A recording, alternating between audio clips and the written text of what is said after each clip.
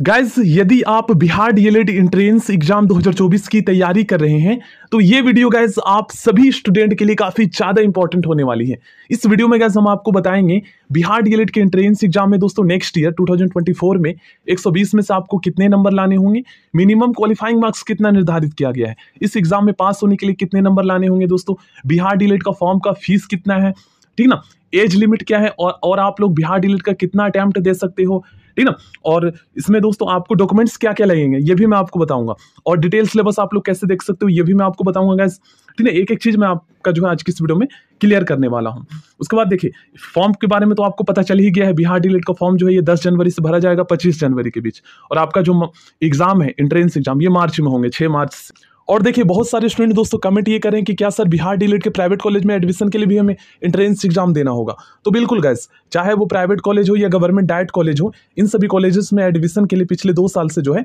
अब entrance exam होता है। लेकिन एक चीज मैं आपको बता देता हूं, अगर गाइस आप मिनिमम क्वालिफाइंग मार्क्स भी ले आते हो, पासिंग मार्क्स, तो आपका इजीली प्राइवेट कॉलेज में एडमिशन हो जाएगा, क्योंकि प्राइवेट कॉलेज में सीटें दोस्तों काफी ज्यादा है गवर्नमेंट डाइट कॉलेज के मुकाबले, लगभग 21 से 22 हजार है, ठीक है। और ऐसे में बहुत सारे स्टूडेंट जो है ना, जो middle class poor background family से आते हैं, वो प्राइवेट कॉलेज से कर नहीं पाते क्योंकि फीस ज्यादा होती है, अफोर्ड नहीं कर सकते, 1,10,000 होता है। वहीं अगर हम गवर्नमेंट डाइट कॉलेज की फीस की बात करें तो गवर्नमेंट डाइट कॉलेज में फीस दोस्तों SC ST और PWD रिजर्व कैटेगरी की 11 से 12 हजार है टोटल 2 ईयर की, और जनरल के लिए जो है लगभग दोस्तों ये 20,000 रुपये है, ठीक ना।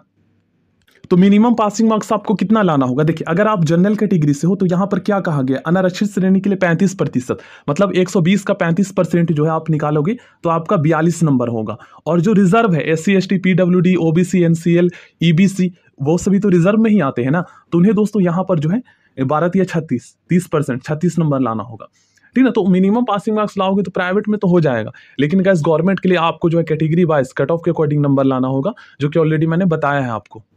चलिए मैं आपको बता देता हूं बिहार डीएलएड के गवर्नमेंट डाइट कॉलेज में एडमिशन के लिए दोस्तों 2024 में आपको एंट्रेंस एग्जाम में 120 में से कितने नंबर लाने होंगे, क्योंकि जब आपका रिजल्ट आता है, जब आपका नंबर आएगा तो उसके बाद दोस्तों कैटेगरी वाइज आपका जो है ना रैंक जारी किया जाता है, फिर उसी के अकॉर्डिंग आपको कॉलेज मिलेंगे। तो सारा खेल तो नंबर का ही है। देखो अगर आप जनरल कैटेगरी से हो तो ऐसे में गाइस जनरल की सीटें जो है ना ये रिजर्व की गई हैं, तो आपको कम से कम 120 में से दोस्तों, मैं नेक्स्ट ईयर कॉम्पिटिशन के अकॉर्डिंग आपको बता रहा हूँ, कम से कम आप ये मान लो दोस्तों, अगर आप 85 से 90 लाते हो तो आप सेफ स्कोर में हो, 99% चांस है आपका गवर्नमेंट डाइट कॉलेज मिलने के,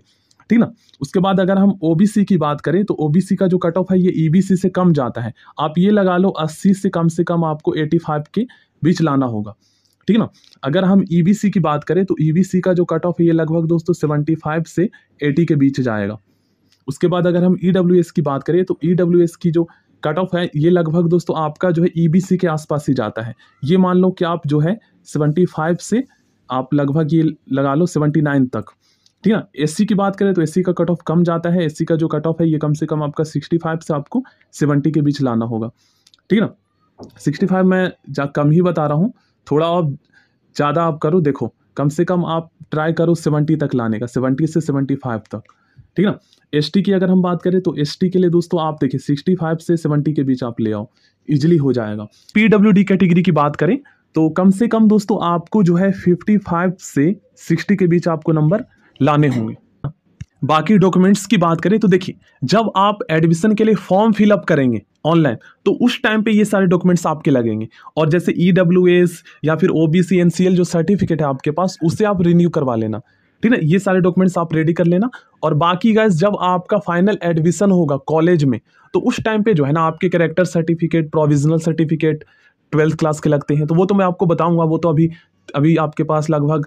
4 महीने का टाइम है। और देखिए ऐसे स्टूडेंट जिनका क्लास 12 का जो है जनवरी 2024 में एग्जाम है, और ऐसे में आपको पता है गाइस बिहार डीएलएड का फॉर्म भी जो है आपका 10 जनवरी से भरा जाएगा, तो ऐसे में आप भी बिहार डीएलएड का फॉर्म भर सकते हो, ठीक ना। आपको भी मौका दिया जाएगा, क्योंकि पिछले साल की अगर हम बात करें 2023 की, तो जो 2023 में भी दोस्तों सेम टाइम पे एग्जाम था और बिहार डीएलएड का फॉर्म आया था, तो उन्हें भी मौका दिया गया था। लेकिन देखिए जब आप फॉर्म भरेंगे ना तो कुछ इस प्रकार का जो है आपका मतलब कि इंटरफेस ओपन होगा। इसमें क्या होगा, जैसे मान लीजिए आपने क्लास 12 का आपका रिजल्ट नहीं आया है, तो अभी तो आपको पता नहीं है पास है या नहीं, तो ऐसे में देखो यहाँ पर 2 ऑप्शन आएगा। ऐसे स्टूडेंट जिनका क्लास 12 कंप्लीट है तो उसे तो यस सिलेक्ट करना होगा, और जिनका रिजल्ट नहीं आया है अपीयरिंग वो नो सिलेक्ट करेंगे, तो उन्हें ओनली जो है ना अपना मैट्रिकुलेशन मतलब मैट्रिक 10th का ही डिटेल भरना होगा और सर्टिफिकेट अपलोड करना होगा। और अगर हम दोस्तों फीस की बात करें तो देखिए, सामान्य कोटि जनरल के लिए आर्थिक रूप से पिछड़े सामान्य कोटि के, मतलब कि यहाँ पर ओबीसी और पिछड़ा वर्ग और ईबीसी, उनके लिए जो है ना 960 रुपये